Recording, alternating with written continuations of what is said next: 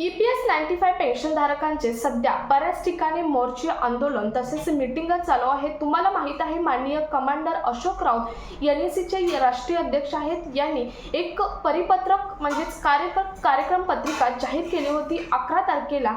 13 तारखेपासून 27 तारखेपर्यंत म्हणजे स्टील डेट आजच्या तारखेपर्यंत एक कार्यक्रम पत्रिका जाहीर केली होती। त्यामध्ये सांगितलं होतं की 13 तारखेपासून 27 तारखेपर्यंत आपल्याला ठिकठिकाणी आंदोलन मोर्चा तसेच मीटिंग करायचे आहेत। जमेल तसं EPS 95 पेन्शनधारकांनी ज्या ठिकाणी त्या ठिकाणी छोटे का होईना मोर्चे आंदोलन हे करायचे आहे, ज्यामुळे आपला आवाज व्हिडिओ ऑडिओ किंवा न्यूजपेपर किंवा न्यूजच्या माध्यमातून प्रधानमंत्री आणि वित्तमंत्र्यांपर्यंत पोहोचणार आहे।